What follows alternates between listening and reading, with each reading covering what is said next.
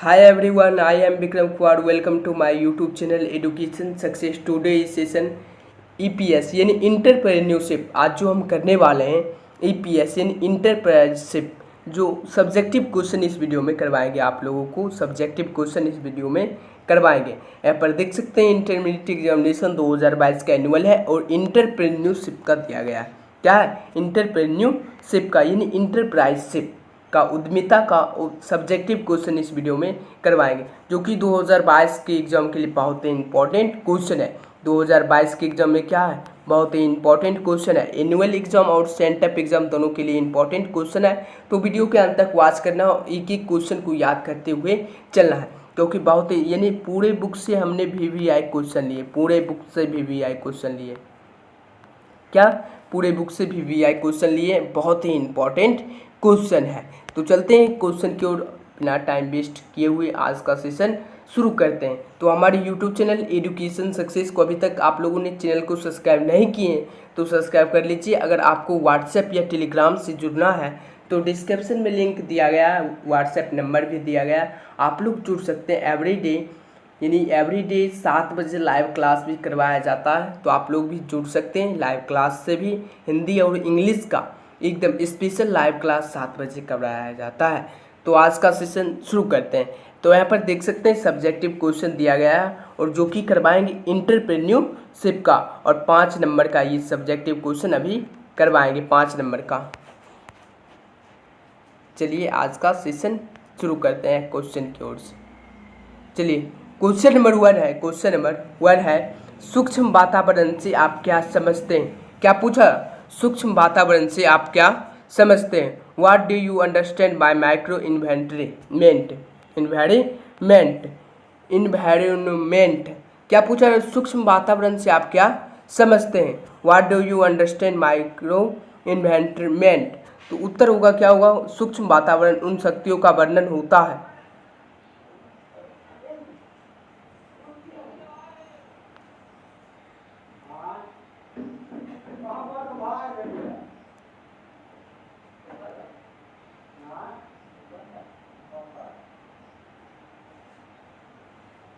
सूक्ष्म वातावरण उन शक्तियों का वर्णन होता है जिनसे कंपनी के ग्राहकों को प्रभावित किया जाता है। ये शक्तियाँ बड़ा होती है परंतु कंपनी की बाजार व्यवस्था को प्रभावित करती है।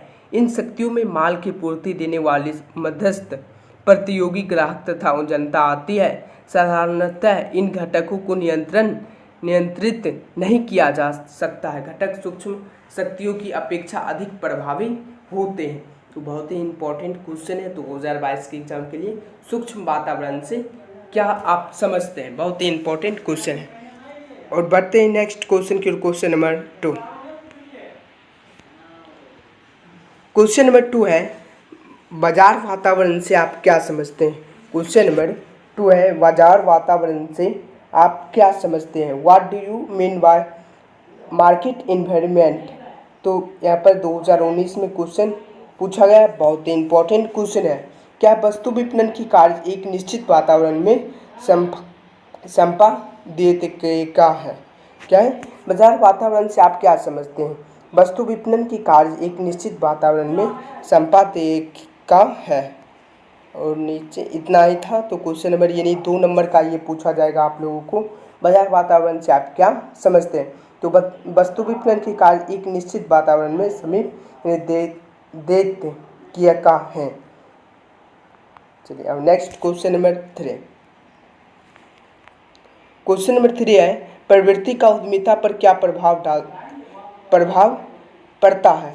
प्रवृत्ति का उद्यमिता पर क्या प्रभाव पड़ता है? What is the effect of attitude on entrepreneurship? और 5 नंबर का ये क्वेश्चन पूछा जाता है। उत्तर यहाँ पर दिया गया। उत्तर, उद्यमी की मनोवृत्ति उद्यमिता को प्रभावित करती है। मनोवृत्ति व्यक्ति की सोच होती है तथा किसी उद्देश्य अथवा विचार के संबंध में अनुकूल एवं प्रतिकूल मूल्यांकन होता है। यह किसी व्यक्ति की प्रवृत्ति के रूप में वर्णित की जाती है। यह अदृश्य होती है। मनोवृत्ति उद्यमी के व्यवहार की व्याख्या एवं अनुमान करने की एक उपयोगी विधि है। उद्यमी की मनोवृत्ति प्रथावित्त परियोजना की सफलता को प्रभावित करती है। 4211 जाते विपणन संख्या क्रियाओं को करते हैं। विपणन बाजार की भली भांति पहचान कर लेनी चाहिए। विपणन मिश्रण के भी एक निश्चित वातावरण में भी किया जाता है। विपणन वातावरण के सभी घटक भी विपणन प्रबंध को नियंत्रित नहीं कर सकते हैं। तो ये 5 नंबर का क्वेश्चन पूछा जाता है 2022 के एग्जाम में पूछा जाएगा, तो आप लोग जरूर इसको याद कर लीजिए। क्वेश्चन नंबर 4 है फैक्टरिंग। यहाँ पर फैक्टरिंग किसी कहते हैं, व्हाट इज फैक्टरिंग। तो यहाँ पर उत्तर दिया गया फैक्टरिंग एक वित्तीय सेवा है जिसके अंतर्गत अब कंपनी के पुस्तकीय ऋणों एवं प्रायों को अधिक अच्छे ढंग से व्यवस्थित किया जाता है। कंपनी के पुस्तकीय ऋण एवं प्रायों को किसी बैंक के सुपुर्द कर दिया जाता है। स्थान बैंक से इसकी एवज अग्रिम राशि प्राप्त कर ली जाती है। बैंक इस सेवा के लिए कमीशन लेती है। और बढ़ते हैं नेक्स्ट क्वेश्चन के, क्वेश्चन नंबर 5। क्वेश्चन नंबर 5 है घटना कौन है। घटना कौन है, what is angle of insult. तो उत्तर दिया गया घटना कोण एक ऐसा कोण है जहां पर एक विक्रय कुल लागत रेखा को काटती है, जिसका अर्थ यह है कि लागत तथा विक्रय मध्य काफी अंतर है। तो बहुत ही इंपॉर्टेंट क्वेश्चन है। और बढ़ते हैं नेक्स्ट क्वेश्चन के, question number 6।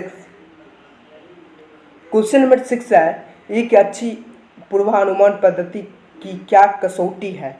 What is the criteria of a good forecasting method.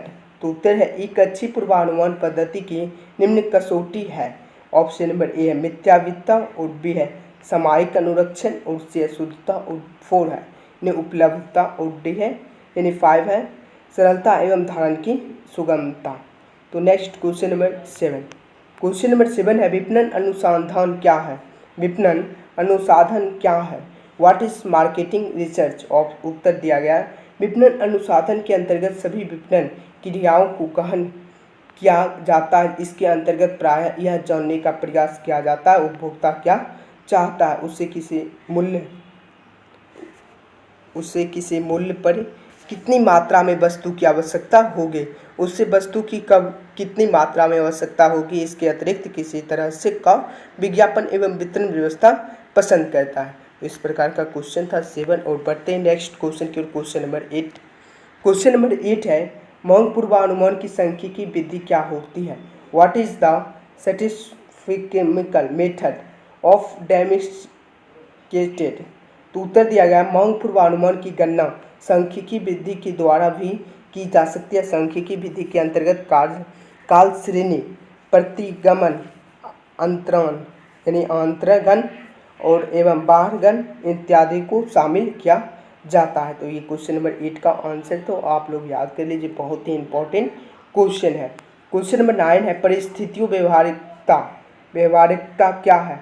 तो उत्तर दिया गया परिस्थिति व्यवहार्यता उन परियोजनाओं के लिए आवश्यकता है जिसका प्रभाव पर्यावरण तथा प्रत्यक्ष रूप से पड़ता है, जैसे विद्युत, सिंचाई, सीमेंट, रसायन उद्योग आदि। इनका उद्देश्य पर्यावरण प्रदूषण को रोकना है। इनका क्या है, पर्यावरण प्रदूषण को रोकना है। और बढ़ते हैं नेक्स्ट क्वेश्चन के, क्वेश्चन नंबर 10। क्वेश्चन नंबर 10 है व्यवहार्यता अध्ययन क्या है। व्यवहार्यता अध्ययन क्या है, और 2018 में क्वेश्चन पूछा गया। उत्तर दिया गया साहसिक उत्पाद के लिए जो उपक्रम बनाया जाएगा वह कैसा होगा, कहाँ होगा, कब होगा, उपक्रम कैसे संचालित होगा, क्या लगता है आएगी, विक्रय मूल्य कितना होगा, इसका असर अन्य प्रतियोगियों पर क्या होगा, कैसे पैकिंग होगी, विज्ञापन कैसे होगा, वितरण की व्यवस्था क्या रहेगी, खर्च के लिए, उत्पादन हेतु कहाँ से कितना संसाधन प्राप्त कर सकेगा, और बड़ी बात लाभ की क्या गुंजाइश रहेगी आदि। और बढ़ते हैं नेक्स्ट क्वेश्चन के, क्वेश्चन नंबर 11। क्वेश्चन नंबर 11 है प्रवृत्ति का उद्यमिता पर क्या प्रभाव पड़ता है। What is the effect attitude on entrepreneurship. उद्यमी के मनोविज्ञान यानी मनोवृत्ति उद्यमिता को प्रभावित करती है। मनोवृत्ति व्यक्ति की सोच होती है तथा किसी उद्देश्य अथवा विचार के संबंध में अनुकूल एवं प्रतिकूल मूल्यांकन होता है। यह किसी व्यक्ति की प्रवृत्ति के रूप में वर्णित की जाती है, यह अदृश्य होती है मनोवृत्ति। तो इतना ही आज के लिए। उद्यमी के व्यवहार की व्याख्या एवं अनुमान करने की एक उपयोगी विधि उद्यमी को मनोवृत्ति प्रस्तावित परियोजना की सफलताओं को प्रभावित करती है। तो इतना ही आज का क्वेश्चन था, 11 क्वेश्चन, और मिलते हैं नेक्स्ट वीडियो में। Thanks for watching. आज का सेशन आप लोगों को कैसा लगा तो जरूर कमेंट्स बॉक्स में बताइएगा। मिलते हैं नेक्स्ट वीडियो में। Thanks for